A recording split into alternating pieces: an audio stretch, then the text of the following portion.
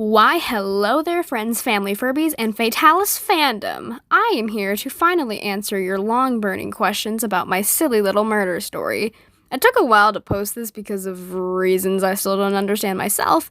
Do keep in mind that this Q&A will be split up into two parts, and, feel free to ask some questions in the comments if you want, because they'll likely make it into part 2. But that's not important right now. Let's get into the questions. You've waited long enough. Question 1. How gay would the story be able to get? Pretty gay indeed. Assuming I get no censorship from my producers, I hope to make Harkson canon in a genuine, well-written queer relationship. Harkin and Olsen's love for one another isn't the main story, but it is a pretty big part of Fatalis, and the story can't quite work the same without it. And that's pretty gay, I'd say.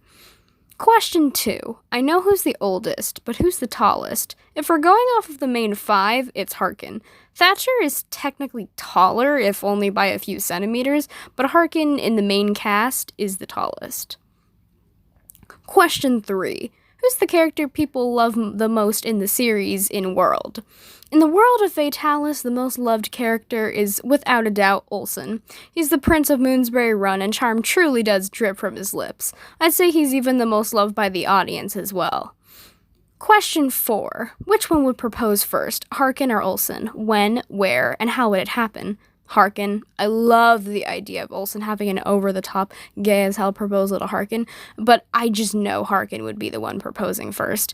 I've always imagined Harkin proposing to Olsen in the same park they go to in Heartbeats, the same place where Harkin truly did fall for him. It probably happened after about 3 years of dating, and Harkin would be the most classic gentleman about it. He'd sit him down on the bench, get on his knees, and present Olsen with the ring, accompanied by the ever-old sentence of, "Will you marry me?"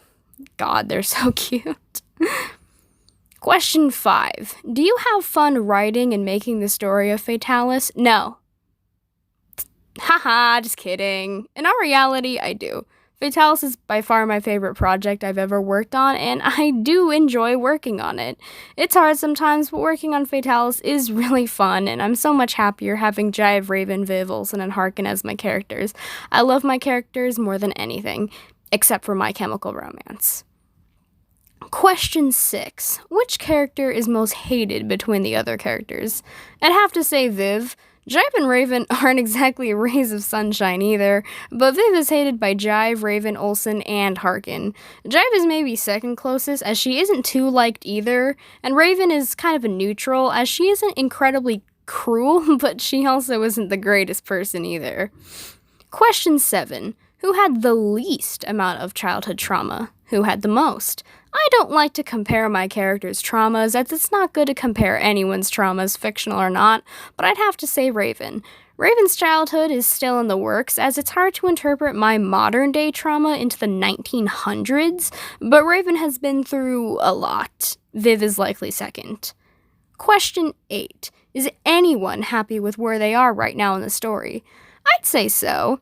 Raven and Harkin, I'd say, are the only exceptions. Do keep in mind that Raven is very young in Fatalis. She's barely 20 years old and is already accomplice in a murder. She was not prepared for that in year 1 of being a professional full-time detective. Harkin, on the other hand, has never been happy with where he's at in life. Harkin lives too much in his head and is eternally dissatisfied with himself because of his perceived imperfections. Question 9. Who was the cutest as a kid, in your opinion? This'll probably be a tad controversial, but I say Viv. Viv was adorable as a child, and now that I've finally gotten around to drawing her younger self, I think I can vouch for this perspective. Question 10. Does anyone have any kind of mental disorder/illness? Yes. Harkin canonically has clinical depression as well as some pretty bad separation anxiety. Viv is hard because she does show quite a few symptoms of PTSD, but I haven't done enough research into PTSD to diagnose her, so I won't confirm that one. Question 11. Is it difficult to add little codes and secrets to your story for people to solve? I don't think so, no. I don't want to give away too much, but the majority of the codes I use are rather simple to solve.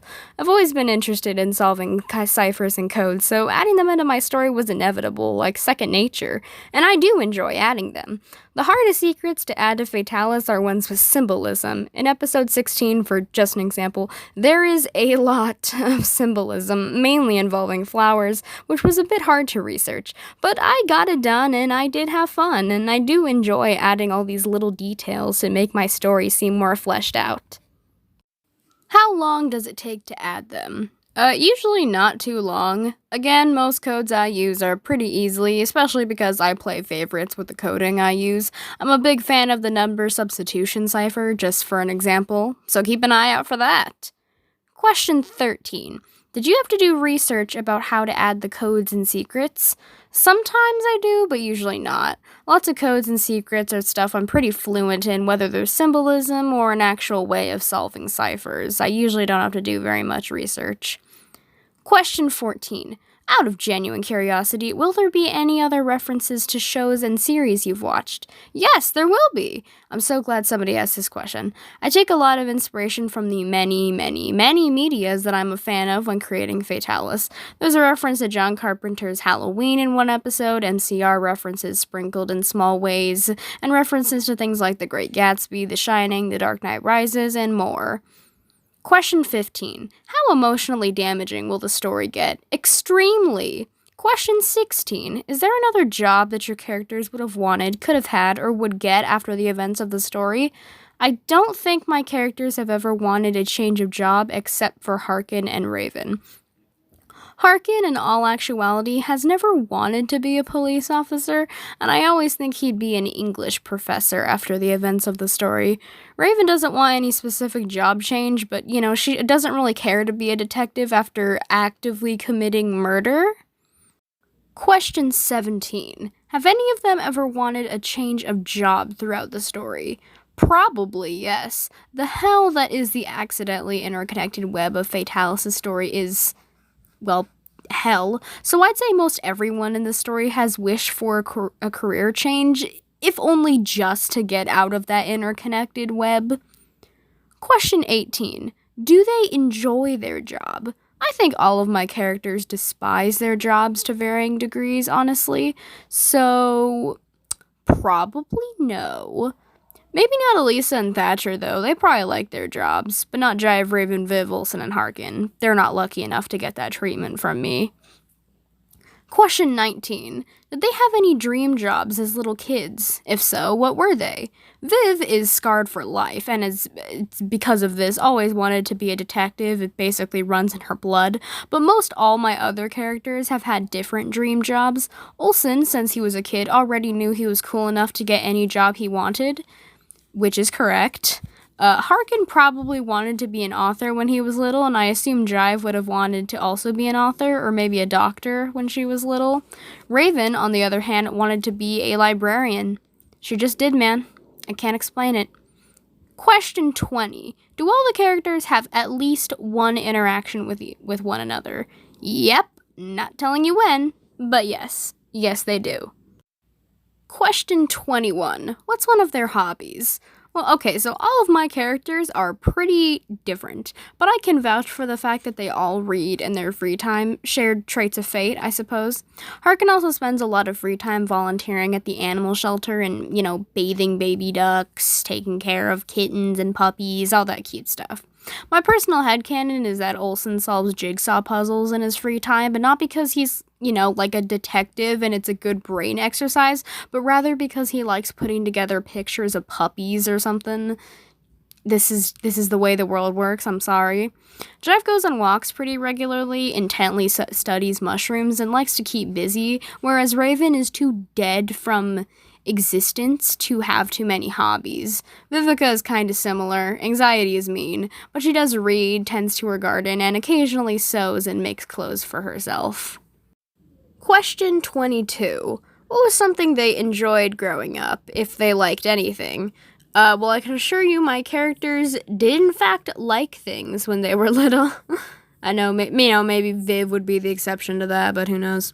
Harkin read constantly as a child, mostly because he wasn't let outside very often because of his terrified mother. He did have this weird habit, though, where he'd take hammers and, like, golf clubs and hit rocks with them. I'm not sure what's up with that.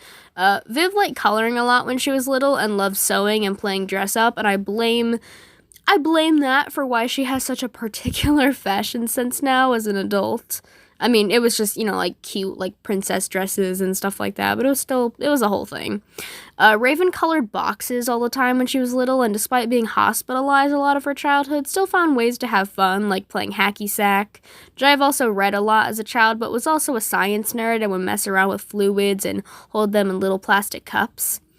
Olsen is kind of he's kind of walking insanity, but you love him. As a kid, I think majority of his time was spent at the playground, playing tag, picking flowers, and probably just being sweet with his younger siblings. He spent a lot of time with his family when he was little, and it shows in how much he cares about them nowadays. They're such a cute family, I'm telling you. My characters were adorable as kids. Honestly, I wish I drew more of them as kids. I might start doing that. But that is all the questions that I can fit into this video. If you have any more, please leave them in the comments down below, or message me them, or email me, anything along those lines, and I will be sure to include them in the second half of this lovely little Q&A. But first, a quick ad read by me. Welcome to this Raven Lee Parker ad read. Do you want regular updates and news on how Fatalis is going? Do you want to have a site with news on what I'm working on at the moment? Are you interested in using any of my little characters as your profile picture? If you answered yes to any of these questions, which I assure you did not, but in case you did, I'd highly recommend you check out the official Fatalis site I made. I update it pretty regularly, and it has a homepage with the latest art and story progress, a page all about what I aim to achieve with Fatalis, the episode list, a page with profile pictures, and links to my videos on my characters, as well as how to get prints and stickers. Of course, you don't have to check it out, but if you're interested at all, then you can. I might even start working on making a keychain, if only for fun. If I do, I'll probably talk about it here, so check it out if you want. Link is in the description and pinned comment, and it will be updated just right after I post this video with new profile pictures and new information on the things I'm working on, and all that fun stuff. Big thanks to my friends Terry and Vale, Jessica, Sophia, Danny, my lovely brother Dom, and of course Jive for being awesome and listening to me rant about my homo noir cartoon characters and being supportive of it for an entire year now. I'm so grateful. Time has flown by so much. I've had these people in my brain for a whole year. That's a bit too long if you ask me, but I'm so happy to be making this story, and I hope to one day put these little fuckers on the silver screen, because as much as I talk shit about them, and for as much drama as I put them through, I really am happy to have these guys as my characters. I hope to, put them on the screen one day, and I want to have these guys in my brain for the many, many, many years to come. Thank you so much for watching the first part of this little Fatalis anniversary Q&A video, and I'll see you in the next one. Goodbye!